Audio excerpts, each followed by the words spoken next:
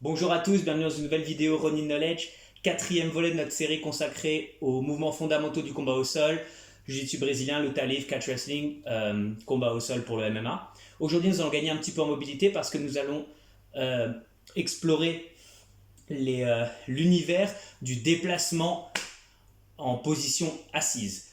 Donc pourquoi décider d'être en position assise? C'est une question qui revient assez souvent chez les débutants. La position assise peut avoir un avantage technico-tactique.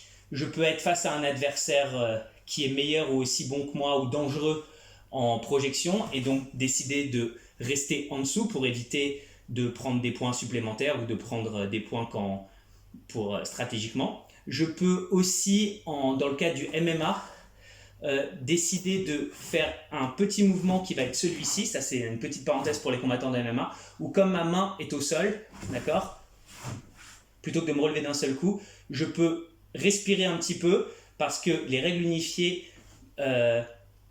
disent qu'on ne peut pas frapper avec les jambes, donc mettre un coup de pied à un adversaire qui a un genou et une main au sol. Donc, il y a aussi un autre avantage qui est les clés de jambes. Si vous êtes bon en clés de jambes ou alors dans les renversements en position interne de jambes, c'est-à-dire X-guard inversé, Hirumi Ashigarami, c'est-à-dire single leg X, il y a aussi un avantage à se retrouver en dessous.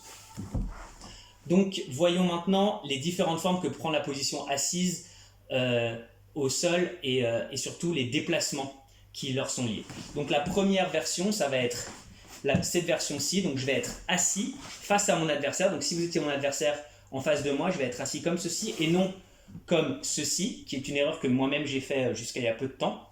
Donc comme ceci, ma main est au sol, mes doigts pointent vers l'extérieur, pas vers l'intérieur, pour éviter qu'on puisse plier ma main. Mes doigts pointent vers l'extérieur, mes épaules sont relativement alignées et ma colonne est droite. Je suis face à mon adversaire, je n'ai pas le bras tendu pour éviter de me prendre une soumission à la volée et je suis là, d'accord ? Pourquoi est-ce que je préfère cette position-ci à cette position-là? Pourquoi est-ce qu'on la favorise? Parce que dans cette position-là, il est quand même assez difficile pour moi de décider ou de bloquer mon adversaire, d'anticiper de quel côté il va vouloir passer. D'accord? Il peut passer par ici, par en dessous s'il m'inverse ou par au-dessus. Alors que dans cette position-là, il a énormément de chemin à couvrir, donc je sais qu'il va aller par là. Deuxième chose, si je veux crocheter ses jambes d'ici, regardez, j'ouvre mes jambes. Si vous étiez en face de moi, il y a peu de chances que je vous ai attrapé avec celle-ci. Par contre, si je suis face à vous, comme cela, d'accord, et que j'ouvre mes jambes, regardez, je suis face à vous, il y a plus de chances que j'ai crocheté vos deux jambes. En plus de cela, ce mouvement-là respecte plus mon cycle de marche, qui est ce pourquoi mon corps a évolué, que ce mouvement-là, où je n'utilise que les adducteurs. Là, j'utilise la chaîne postérieure et antérieure de mon corps, je suis beaucoup plus puissant. Donc il y a d'abord cette position-là, c'est la plus versatile et sans doute la plus importante. D'accord, c'est celle sur laquelle il faut vous concentrer. Donc vous pouvez avancer avec un mouvement de poussée, de traction, je veux dire, pour avancer. Donc je vous mets un peu en distance. Pour avancer, je vais chercher avec ma jambe, lever mes hanches du sol, j'ai 3 points d'appui, donc c'est relativement facile. Et avancer, tourner, avancer, reculer.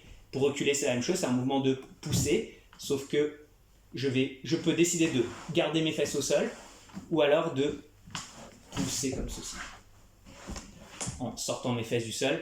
Ça va dépendre de la distance que vous voulez prendre et du contrôle que vous voulez encore avoir sur votre mouvement. Maintenant, il y a une autre forme de la position qui est celle-ci, où je suis assis et où mes deux mains sont hors du sol. Dans ces cas-là, je trouve qu'il est préférable de garder les deux coudes à l'intérieur des genoux.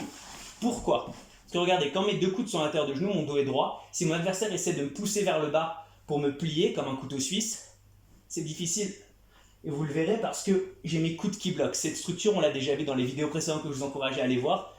Le coude au genou, d'accord, c'est une des structures les plus fortes qu'on peut avoir, stabilisatrice. Voilà. Et ça défend cette zone vulnérable qui est très importante, qui est celle qui est située entre l'os de ma hanche et mon aisselle à l'avant, sur les côtés et derrière et à l'arrière de mon corps. D'accord ? J'essaye de pas avoir, je m'efforce toujours de ne pas avoir un angle aigu entre le sol et mon dos, parce que là ce serait facile pour mon adversaire de me pousser vers l'arrière, de me faire bouger, surtout en kimono, ou alors de m'inverser.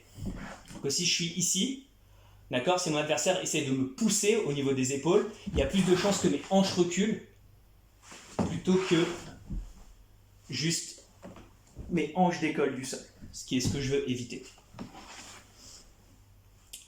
Donc il y a aussi, dans cette position-là, le déplacement, excusez-moi, le déplacement dans cette position-là, donc celui-ci qu'on va voir souvent, d'accord, hop, en arrière, en avant, c'est plus un déplacement, alors là je le fais un peu doucement, donc on peut le faire un petit peu plus vite, d'accord, il est lié surtout aux techniques où on a déjà un contact avec l'adversaire. Par exemple, j'ai un contact sur la ceinture de mon adversaire, ici à l'intérieur, je tiens son kimono et je vais me déplacer pour renverser,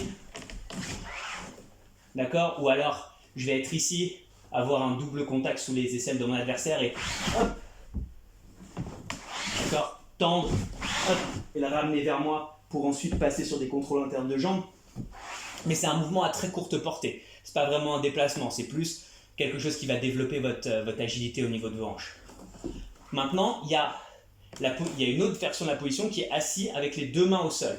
Ça, c'est une position qui n'est pas, attention, une position vers l'avant, parce que là, mon adversaire pourrait sauter et prendre la montée très facilement. Ça va être une position qui va être vers l'arrière quand mon adversaire fuit, d'accord, je veux dire, qu'est-ce que je raconte, m'attaque, d'accord. Quand mon adversaire est extrêmement agressif, excusez-moi, il est un peu tard, et j'ai bossé toute la journée, j'ai un adversaire qui est extrêmement agressif, qui essaye de passer à droite, passer à gauche, sauter au-dessus.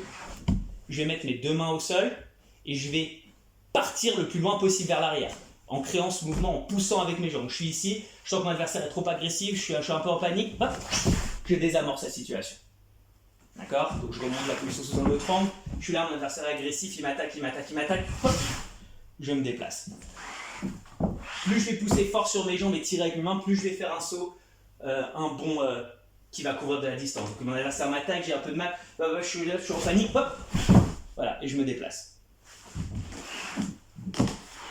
Le mouvement contraire à celui-ci, quand mon adversaire est au contraire un petit peu prudent, ça peut être parce qu'il mène au point et qu'il reste plus de temps ou qu'il a peur de mon jeu en garde assise.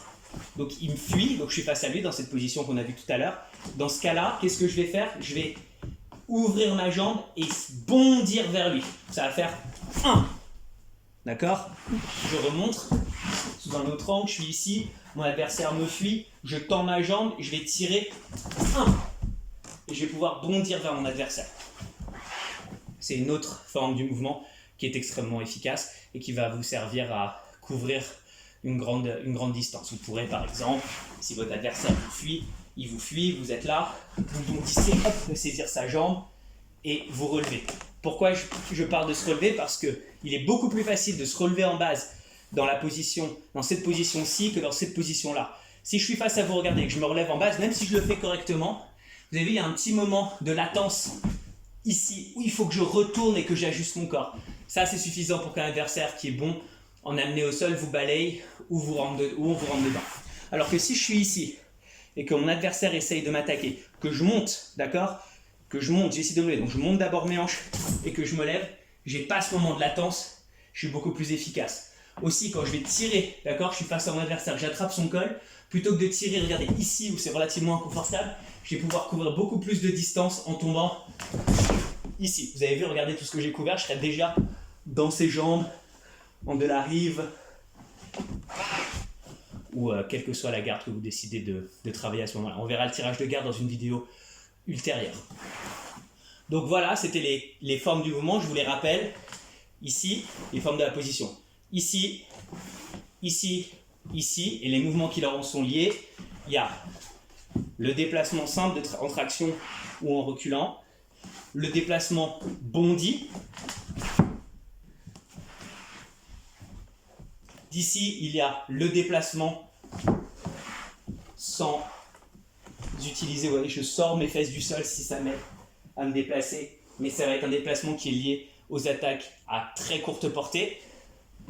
Je vais aussi avoir le déplacement reculé à deux mains sur deux hanches, et plus je vais regarder cette fois-ci là, j'ai principalement utilisé mes bras avant, là je vais utiliser plus mes jambes, hop, pouvoir carrément bondir en arrière.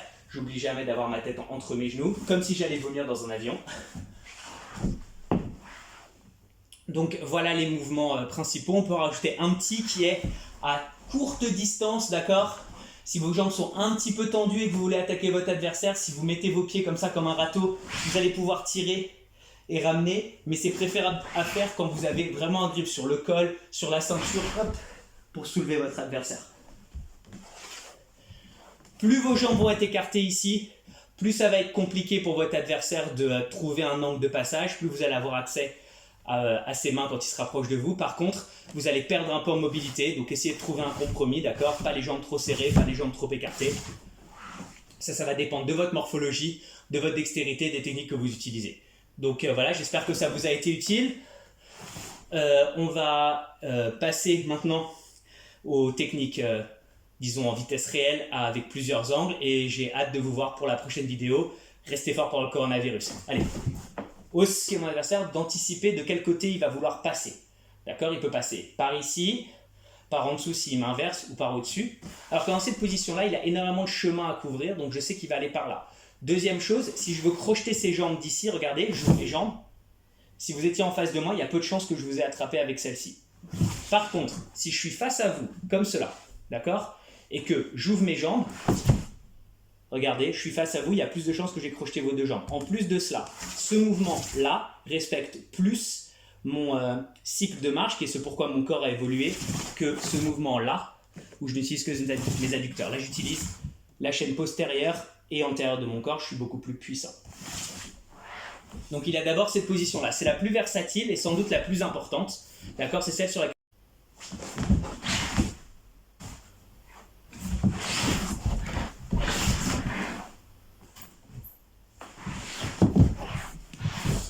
Et 1.